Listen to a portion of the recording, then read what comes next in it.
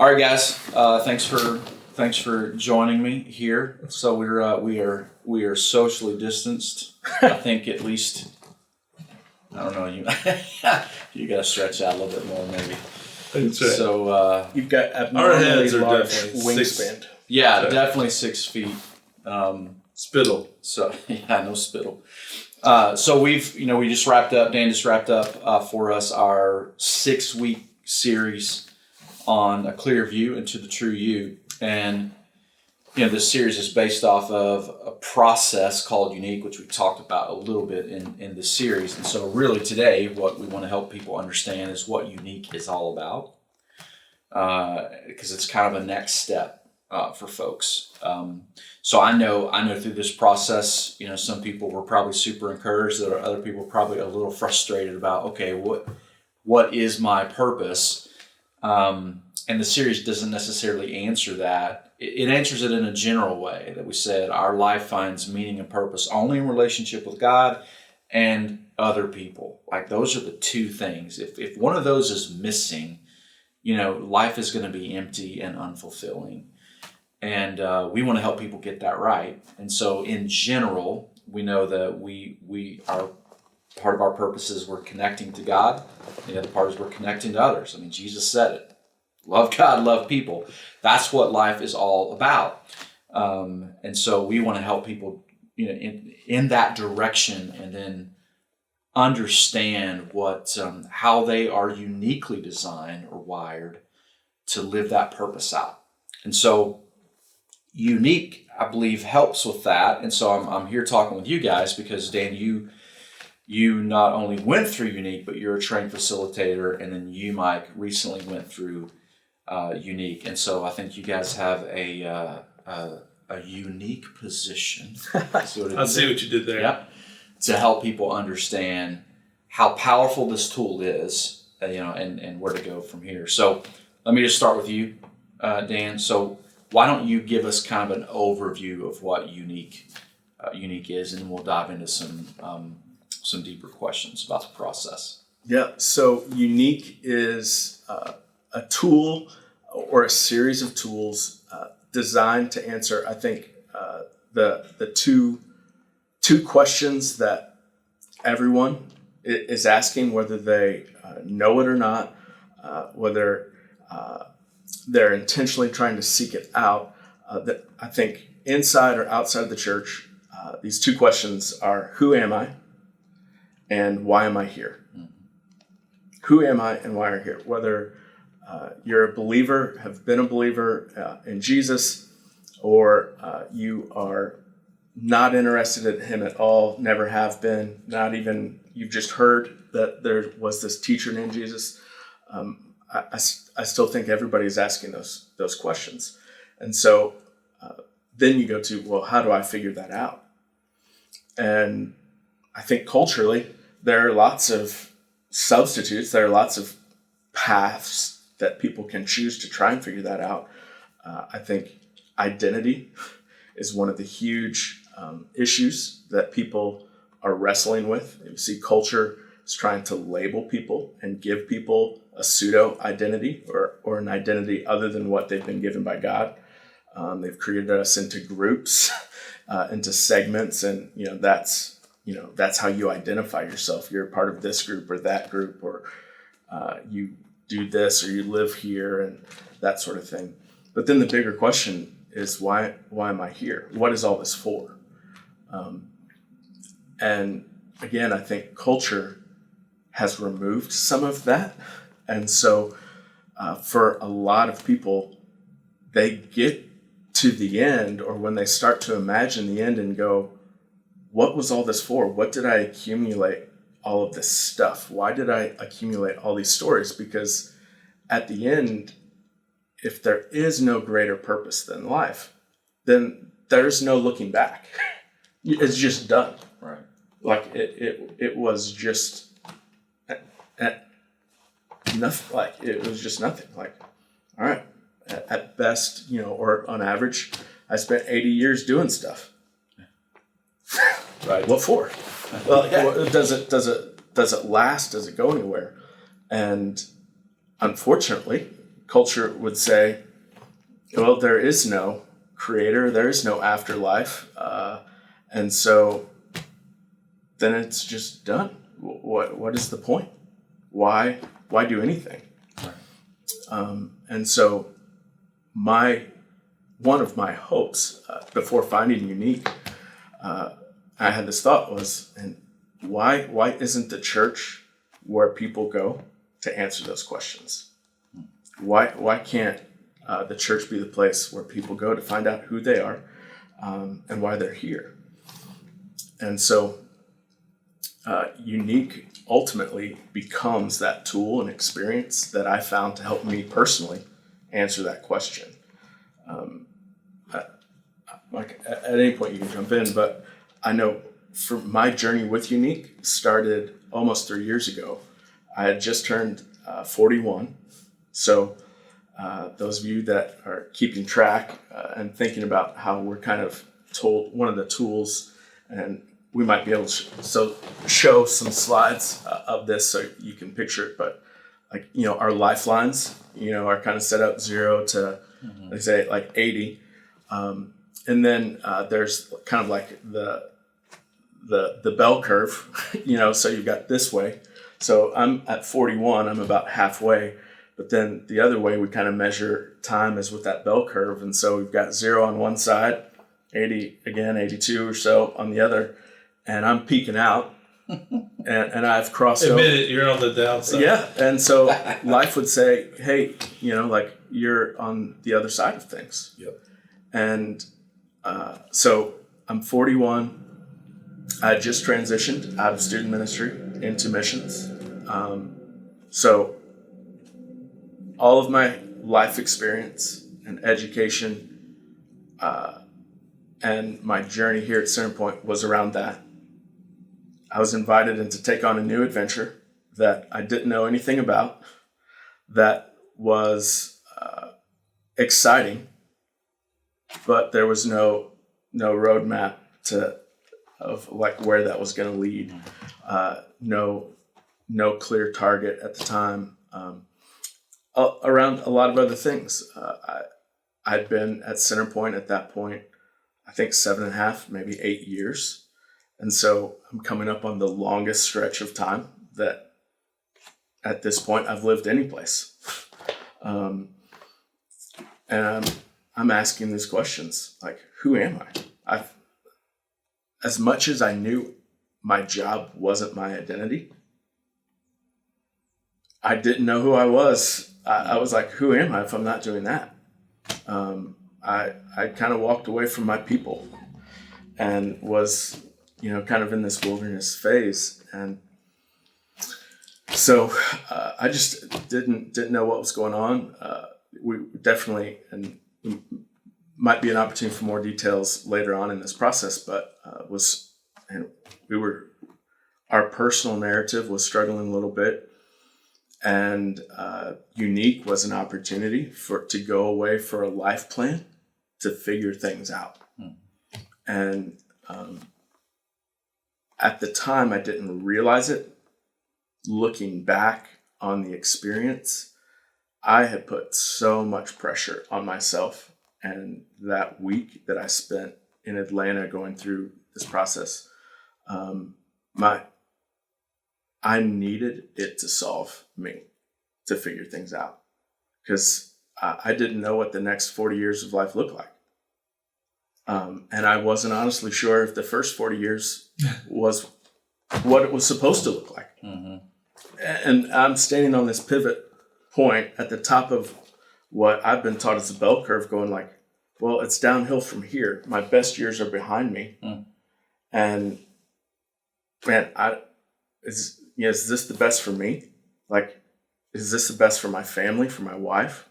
What is my life going to be about? And so that turns into an experience that I feel like God said, buddy, this wasn't just for you. Like this is my hope for everyone. And the hope, not that it's a miraculous tool or a miraculous experience, but that it's a tool to help people figure out who they are and why are they here. And that's what I think God wants everyone to know about. Yeah. Because when that is known, there's clarity and there's purpose around the highs and lows, the goods and bads, when tragedy hits or strikes, and you know who you are and you know your purpose. And just like Jeremiah, during this series, telling the people, I know the plans I have for you, declares the Lord. But by the way, the next 70 years aren't going to get any better. Right? Like, it's going to be hard, but this isn't the end. Like, it gives you this perspective of knowing that 85 or whenever that time comes isn't the end. Mm-hmm. Like, it's the beginning. Like that beginning and end period is means so much. Yeah. And getting back to your question, what is unique? It's an aid and a tool to answer the questions of identity and purpose. And that's really hard to do, throughout this series where you're speaking to hundreds and thousands of people to answer that question. We've talked about that in general, to our relationship with God, to love God and love others, to glorify God and to make disciples of others. That's a general message for us all. I think the question we all ache for is, what is the specific identity and specific purpose? And walking through Unique and the collection of tools helps answer that question for every individual that journeys through it. And that's why, because churches, at least, in our network and in our history in life, have tried to figure out ways to equip people with those two answers. What is your specific identity and purpose in this life? Yes, we know you're meant to glorify God and to serve and be good news and multiply and make disciples. Yes, we know those two things. But what is that for me specifically? And as a church, in general, we've struggled to do that. Unique provides a collection of tools to help any individual discover that, and within a finite period of time. Yeah. And that's the beauty of it, is it fits within a discipleship pathway that allows people to identify not only who they are, but what they've been designed to do as it relates to the general calling of glorifying God and making disciples. Yeah. So let me ask that question then, because you guys have been through the process. What did you discover? And this is for both of you. What did you discover? What about your divine design? So unpack that a little bit.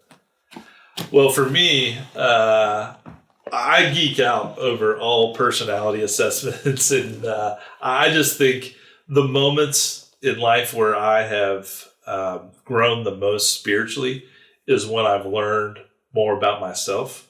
It has showed me either my strengths or my weaknesses and how to navigate life, either leaning into them or leaning away from them. And Unique has helped provide the tools to discover things and patterns I was unaware of. And when you're unaware of, you just think that's how life is or how I am, as opposed to realizing how either life has shaped me, either through my internal wiring, but more specifically through events that have shaped me and shaped the way I cope with life or the world. And so some of those specifically for me is looking at chapters where I faced a series of very difficult things as a young adult, and decided I was going to deal with those by being strong and coming out the other side as a winner. And Dan's chuckling over here because he's helped me process through some of those. And so I've unintentionally looked through those lenses my whole life. You've got to be strong and you've got to win. And so therefore competitive nature, and there's nothing I don't want to win at, and I take joy in that. And so my daughter says I'm a bad winner and a bad loser, and some of that is just a product of how I've decided to cope with work that I wasn't aware of until you exercise some of these tools and that was just one tool that helps shape a little bit about who I am, good and bad, but to navigate around the weaknesses and lean into the positive those things bring. Yeah. I think it was week 2 of this series where you talked about the things that we try to be, the expectation of others, false versions of ourselves. The false versions of ourselves and stuff. I feel like I've spent the majority of my life trying to make up for who I am, trying to be who others expect me to be, and like I mentioned before, I went into this experience. Basically, my prayer to God was, man, I need this to work because I got to figure this stuff out. And so all sorts of tools. And the way that I went through this experience, I went to Atlanta. I spent 4 days at a conference site, and it was basically 9 a.m. till 9 p.m. We're sharing meals together with a group of people, and kind of go to bed with assignments and wake up knowing that we're going to have to report out work that we had done, because it's a group experience, and that's one of the things that make it work. But one morning, the facilitator, Dave Rhodes, who's leading me through it, did a devotion from the book of Psalms. We started the day with a passage of scripture, "Be still and know that I'm God." And he basically said, "Hey, this morning I'm going to read through this passage, and I just want that to be your prayer, and ask God, what is it? What do I need to hear from you? What do I need to know from you?" And as he read that passage, "Be still, know that I'm God," he would remove a word and just challenged us, hey, if at whatever point you feel like the Spirit is saying something to you, just linger there. And he got to be still and know. And I felt, and I know this sounds weird for some, and others are like, "Oh yeah, I'm all about feeling and hearing and all that kind of stuff." That just hasn't been hearing a word from the Lord or that sort of thing hasn't been part of my faith heritage. But it wasn't an audible word; it was just my spirit that stopped. And what that experience, that moment, changed everything for me. It was an answer to every prayer before, and it has been it has guided me through the rest of the journey. And I felt like God said, "I designed you to be a gift, not a burden." Like I went in there to figure out how to fix me, because I was convinced that, man, who I wasn't enough for me, for my family, for my church, for my extended family. Who I wasn't enough, in the first 40 years. And, as I'm staring down the next 40, it's like, and I don't know what needs to happen in the second half, but I got to figure out this experience this week has to figure it out. And in that moment, man, it was like, man, I designed you. Who you are is a gift, not a burden. And that really unlocked the rest of this experience, and was a gift to me to be able to say, hey, this isn't about fixing you. This is about actually releasing you to be who you are, and not about finding a new job or a new career, a different career that I've been doing the wrong thing, but to really say it's how you do whatever you do. Yeah. And that is like what this experience is about. It isn't, a job placement tool. While it might help you figure that out, like for me, this was unlocking the way I do life, the way that I parent, the way that I husband, spouse, the way that I'm a pastor, but also the way that I neighbor. Yeah. So the way that I do friendships, that I had been designed a certain way. And while it's easy to create puns, like once you start using the word unique, oh, it's a unique process, you're unique, everything becomes unique. But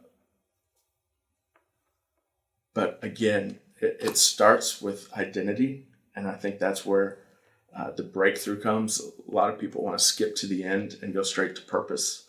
But if you don't know who you are, you're never going to truly find out what you were designed to do. Yeah.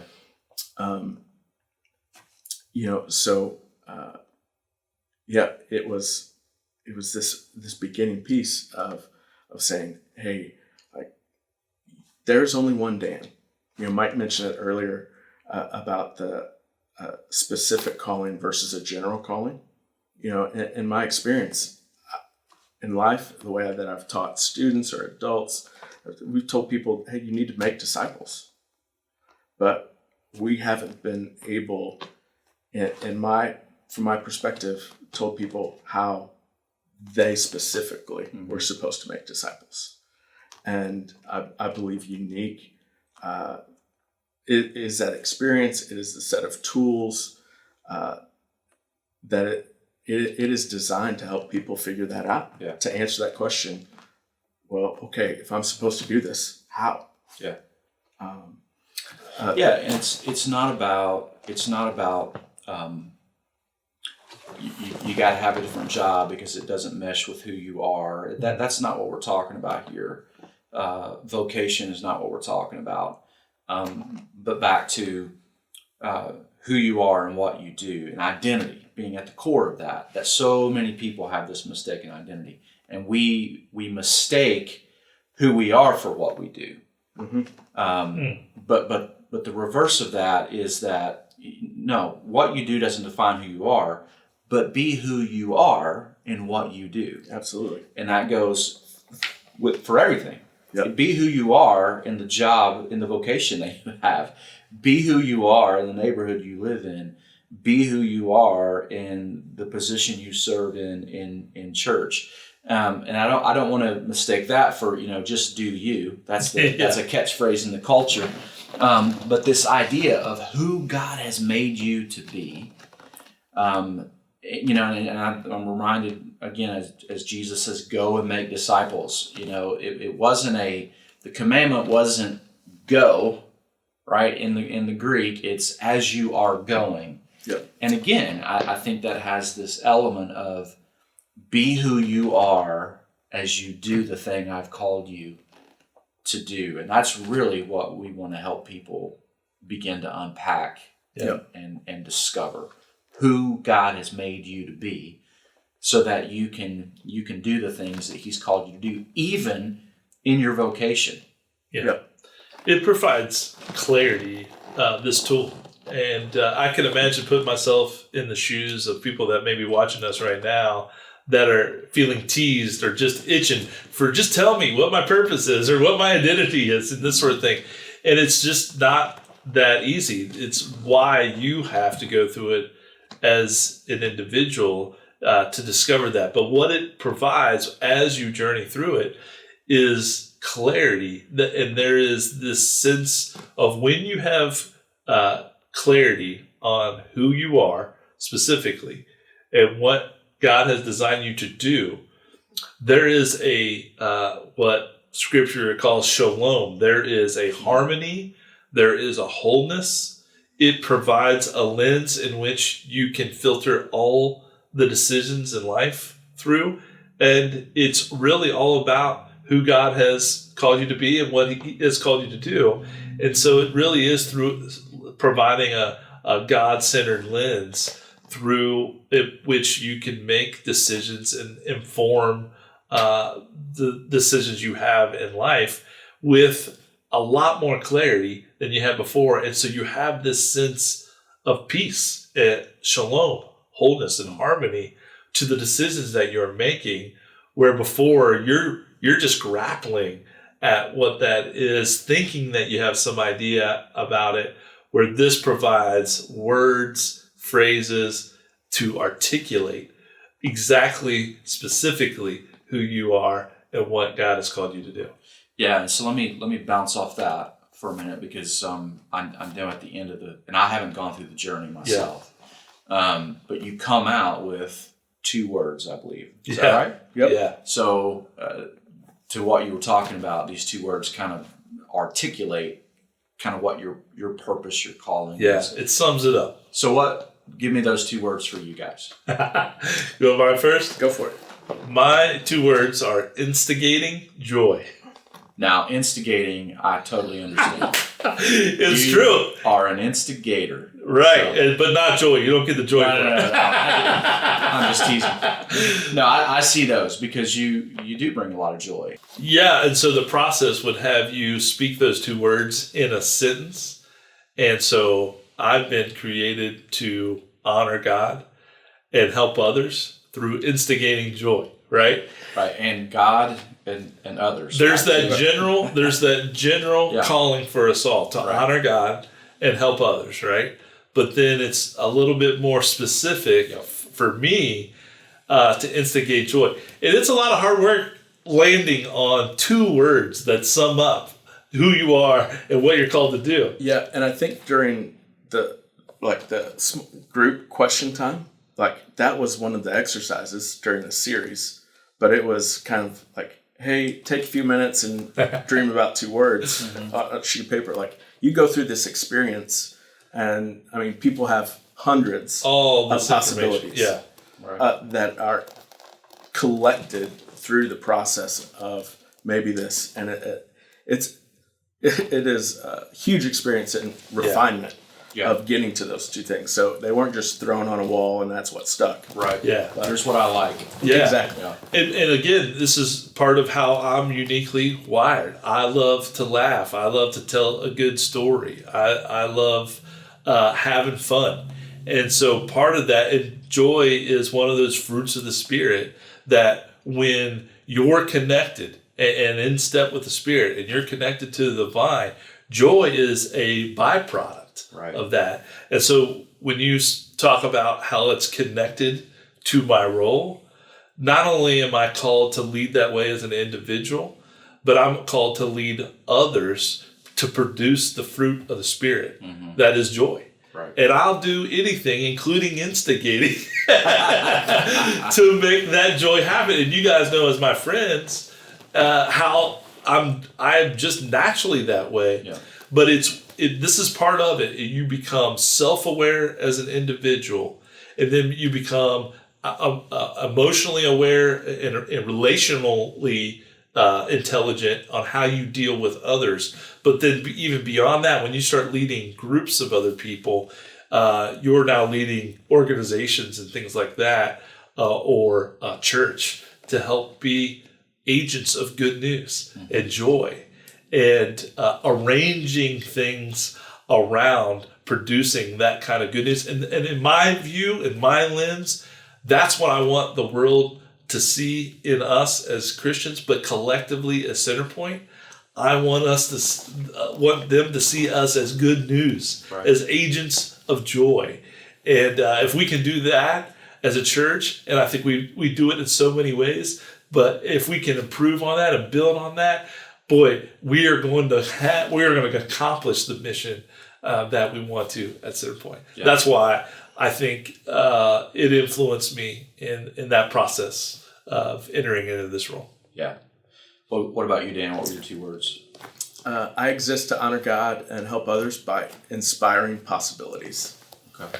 And so you get there, there's a sweet spot tool that lots of assessments, lots of exercises, but it takes your passion, your abilities, and then your context, and kind of creates a 3-circle overview. And your sweet spot is where you end up and kind of end journey 1 with a series of informations, and at the bottom of that sweet spot tool are those two words. And when I look back on life and the things that I have naturally done in relationships and experiences, and are inspiring, coming alongside of people, and the idea of possibilities of, like what could be, one of the cool thing is to see that happen inside of Unique, to see him, inspire possibilities of the individuals that journey through Unique. That's one of the best things about watching Dan work through this. Yeah. Well, it's fun for me again, and I haven't gone through the process, right? But to hear your words and to know you guys personally the way I know you, and I go, oh yeah, right. Mike Tolle, instigator of joy, makes total sense. Dan, inspiring possibilities, because I've watched you do that for years here.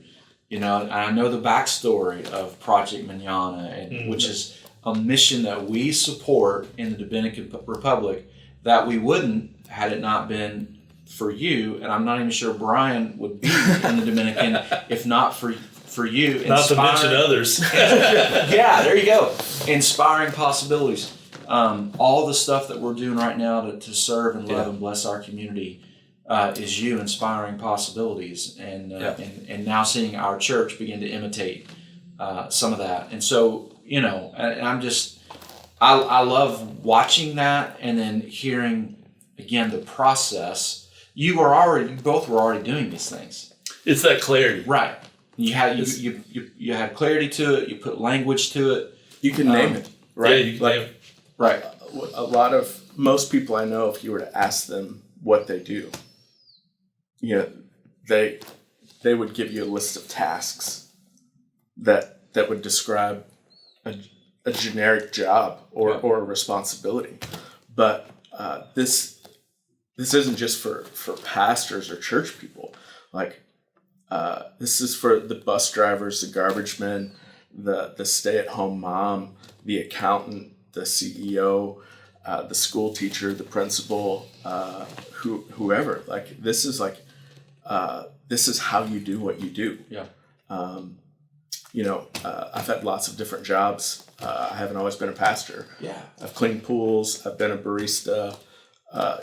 And I go back to just all those things that happen, and I go, man, that's how I would be a pool cleaner. Because what you do doesn't matter at the end of the day. No.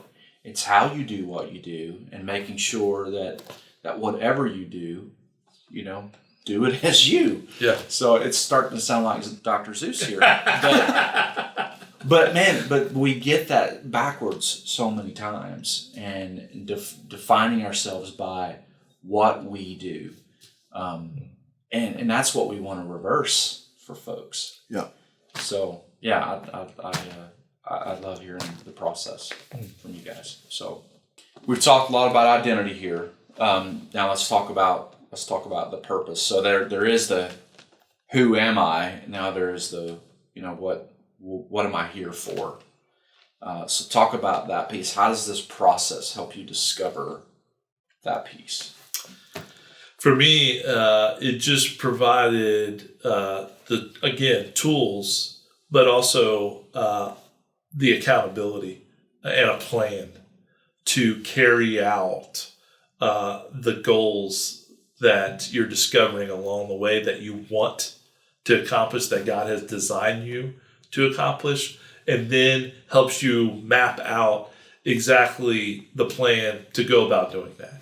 And so writing that down, holding yourself accountable, being in a community, and it's not some slap your wrist if you don't succeed in this or whatever, but you are motivated at this point because you have clarity to carry out the plan. And I'm on the early end of that plan. Dan, in many ways, is on the tail end, and it's so cool to see how his plan is playing out. And I don't want to steal your thunder, but it's cool to see the end of the journey and an example like Dan for somebody who's at the beginning of the journey, some, at this action plan. But it really is just giving you the plan and a roadmap and ways to hold yourself accountable to accomplish the things you've now discovered you're designed to do. And so it's fun. Yeah. So as we begin Journey 2 during the life plan process, I ask a question. Like, there's kind of two, and you can play along at home. There's kind of two broad groups of people. They're dreamers. Ask where are the dreamers at. Have them raise their hands, and then there's the planners. Have them raise their hand, and so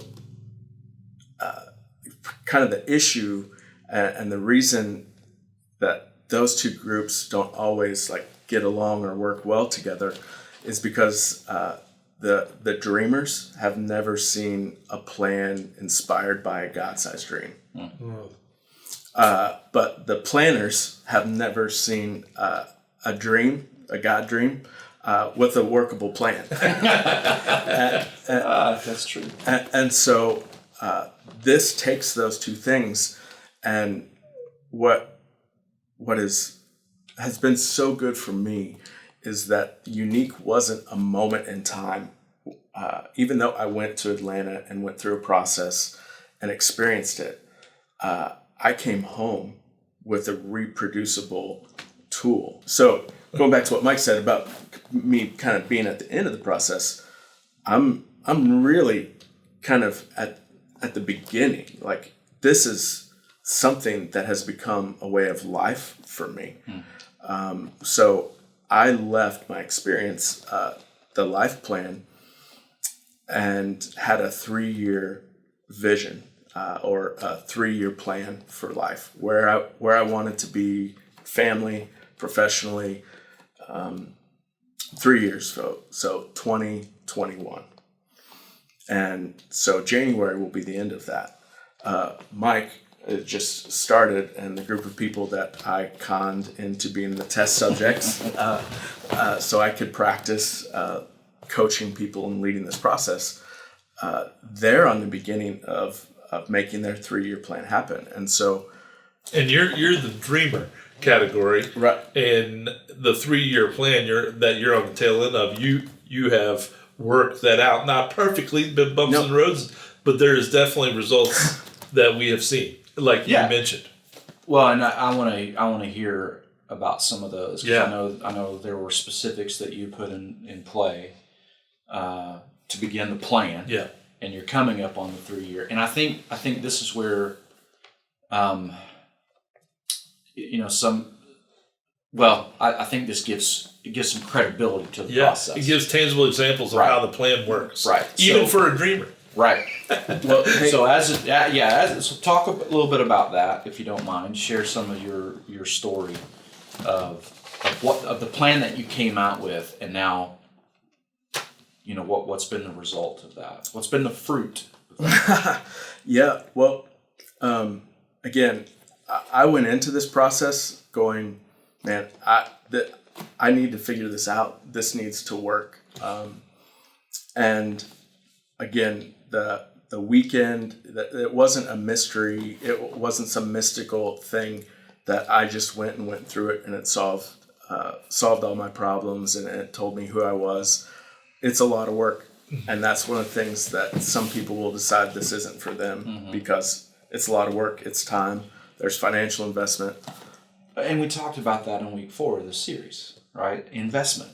Like, if you really want to be serious about finding God's call on your life, your specific, unique call, it requires investment on your part. You've got to do some things. So, yeah. So we start out this journey saying it's kind of got there's 4 paths around it. There's the courage to know yourself, experience to grow, value to show is the 3rd step, and risk to go. Not necessarily to leave, but risk to take the step. Like, the boldness or the courage to carry out the plan. And so, what I dug this up today. So it's changed, and One of the tools is a Horizon storyline tool, and I think we'll be able to maybe show some pictures of these so you're not just wondering what in the world I'm talking about.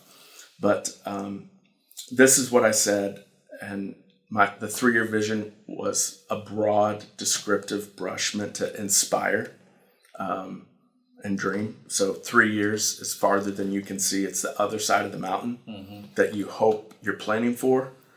Things could change, but I can put myself to this task with God's help. This is where I want to be. And so some of this language might sound funny to people because there isn't context, but I said I want to be a spiritual Sherpa by 2021. And so by 2021, I'll be a spiritual Sherpa guiding my family out of financial and relational debt into our desired future, embracing friendships and relationships as we move toward our own clarity and calling. And we want to be debt-free. I want to get back to a healthy weight. I actually wrote down 175 pounds.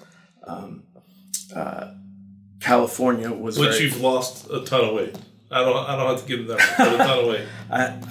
Yes. Well, it's a little embarrassing to talk about just because it's weird to have the attention. But yeah, I've lost 64 pounds. But the thing is, including me, there's a ton of people out there that need that kind of tangible example of somebody who has set up this goal, and it's been spiritually motivated, but it has been practically applied to your physical health.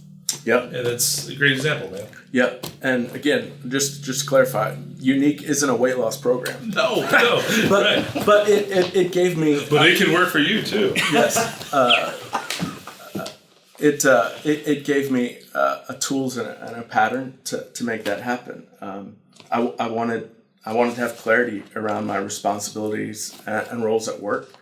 I feel like, and it's a little awkward sitting between the two of you, but I feel like the last year of my time here at Centerpoint has probably been where I was being the most me. Where I embraced not just my job and got things done, but I got things done being me. Yeah. It gave me clarity around how I interact with missionaries, how I engage with our local partners and our global partners. How do I have conversations with Centerpoint people about engaging on a life on mission? And so that just helped me do that. It gave me clarity around how do I be not just a husband, but how do I be Kristen's husband? Mm-hmm. So Kristen went through this process this last time, but so knowing like who she is, understanding her identity, gave me clarity and understanding. Again, not just how to be a good husband. A lot of times, and I'm sure over the next year, we'll do a series on relationships, and we'll talk to men, we'll talk to women about being husbands, fathers, wives, all that kind of stuff, which is great. But this is how Dan, my role as husband to Kristen, is unique, and it's special to only her. It's not a generic husband. And so, anyways, over 3 years, this gave me the tools and processes to get here. We paid off debt in record time, and most of the credit goes to my wife for working the system. But I left Atlanta with a plan and steps that were achievable. In the past, it was like, man, I just need to get out of debt. I'm sure there's an app or a spreadsheet. This made it accessible. My first step going home wasn't to get out of debt. It was to find somebody that's willing to guide me out of it. Because I could tell you how I got in the mess, but there's no way I was going to be able to guide myself out. Mm-hmm. And I needed not just someone that had the smarts, but the unique relationship with me that I could trust with the guilt and shame of the predicament that I got in. Mm-hmm. The beauty of this is for someone like me who's a dreamer, there are all kinds of people that don't understand that because they're a planner and there's steps and that makes sense. Like, I knew the destination was to be out of debt, but I had no idea how to get to that point or make it happen.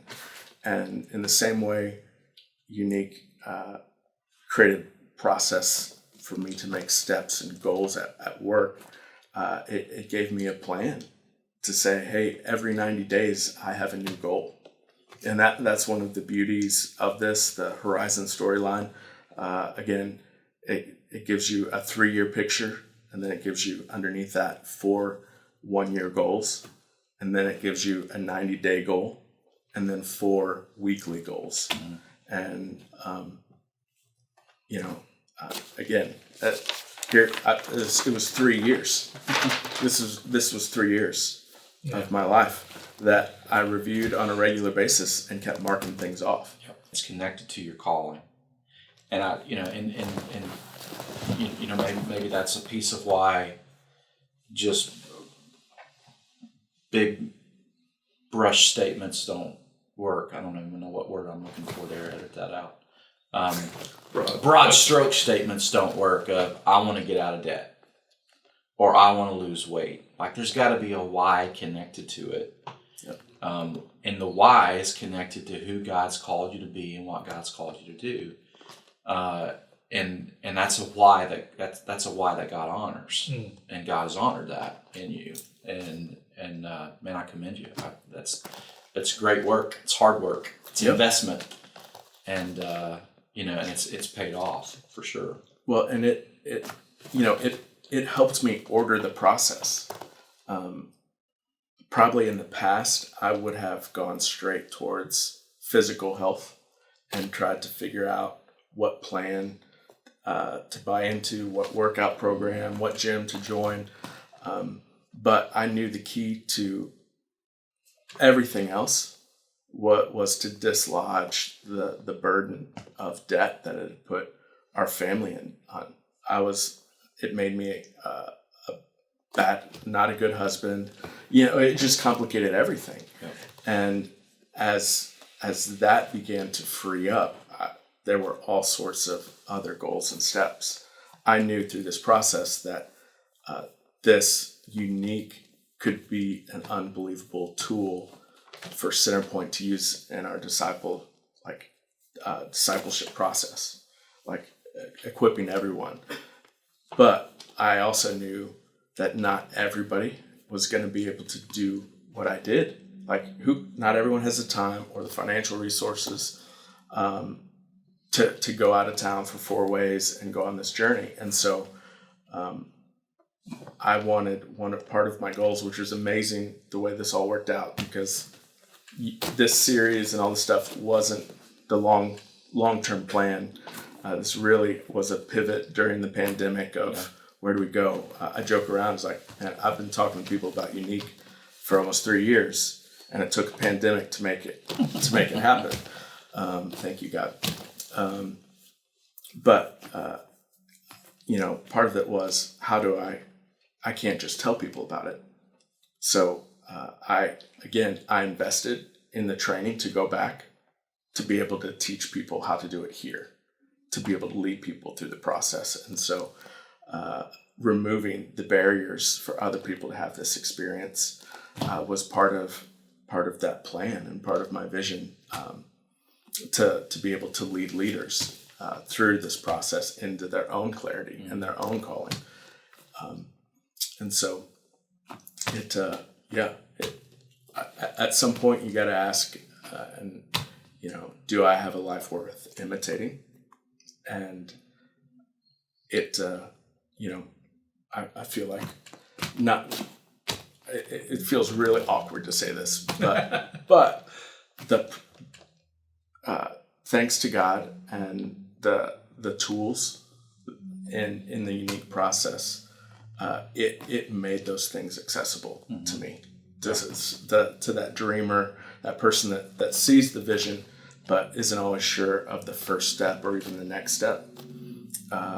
It created, it connected that God vision to an accessible plan that was simple to understand. That, again, if I can figure it out, anybody can. So one of the things that we wanted to do is incorporate Unique into our discipleship pathway, because at the end of the day, that's what we're about here, is making disciples who make disciples, and we feel like this is a great tool to do that, which is why we're talking about it. So let's give some practical next steps for folks who really want to dive in. Like what can they do? Yeah, well, right now we kind of have two options. So there is an option for community groups to go through together. If your community group wants to go through I think probably the best word for it is like a taster. It's kind of like an accessible, shallow end. It's more than the series. All right, so the teaching series was kind of the menu board outside of the restaurant. The primer is kind of like the sampler, the sample platter or the I'll be fancy, amuse bouche, the small bites. Yeah. That's you're not expecting me to throw in French, but I took French in high school, but yeah, that's because I'm so classy. So the primer is designed to start you on the journey. You use some of the tools, but it's not the complete process. So that is available. That's something community groups can do on their own, in their own time frame. Whether it's this summer, next week, or a year from now, and at some point that will probably be an ongoing elective that starts this conversation about understanding who you are and what your purpose is. The full experience, which is again, it is in depth. It's a time commitment. There's going to be some financial commitment to it. That we're going to start offering it this summer over 2 weekends, because there's multiple parts, and you need to go to both, a weekend in June and a weekend in July. If you can't, if you want to be part of this and can't do it in June and July, we're also have it on the calendar in January and February. Okay. And the full experience, again, is going to be a recurring process for our people to go through to gain clarity around who they are. And the hope is every time we do it, we're going to have another graduating class. And so the group of people that kind of went through it with me as a test group to figure out how to do it at Centerpoint, come January, when the next class is going through it, they will be celebrating their first year. They will have gone through 4 quarters or 4 90-day goals, and will be a third of their way through their life plan. And so as one group is getting ready to graduate, another group will be celebrating. They'll have a 1-year anniversary. And so part of the power in this is doing it together, either a group of strangers or couples or friends that are having this clarity, together, and making these plans and having these dreams. It is just amazing to see what happens when you have this shared experience. And so those are kind of the two options right now. And again, they will be recurring and options that continue to be developed. And as we have more people that have gone through it, and there are people that want to help facilitate or coach, like Mike, several staff people went through it with me so that I could train them to be coaches to help facilitate it, because it's a lot of work it's more work than is feasible for one person. And so we need coaches to help facilitate the tools. And so it will be a growing, ongoing experience. Yeah. All right. So with that information, a little bit more details about what it looks like to go through Unique. We've set up registration forms for people to go on and register for that right now. Yep. And whether it's for this summer's full journey or next winter's journey, you can schedule that on your calendar and go on and register now. Hopefully we didn't make it sound like it is this dreadful, Right. course load of work that is this burden. It's a fun, interactive tools process where you're learning and sharing. So it is a lot of time, and there is work. It's not a dreadful experience. No, it's a lot like playing a hard sport. There's a grind to it, but it's a lot of fun in the process.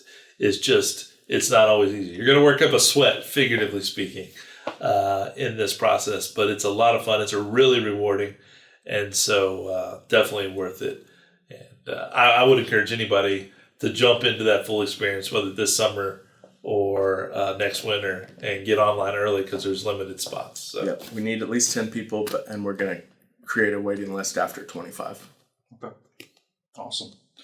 Well, I look forward to seeing what this process does as folks go through it, and ultimately how it begins to shape our church. As people really discover their identity, their true identity, and their why, their purpose, and that's why we're investing in it. Yeah. Because it's part of why we exist here, and when people can understand their position as a child of God and their unique calling in the kingdom, that's when we start to see generational change. Yep. So looking forward to what the process does. So thanks, guys, for having the conversation. It was fun. Thank you. Yep, it's great. I'm looking forward to it.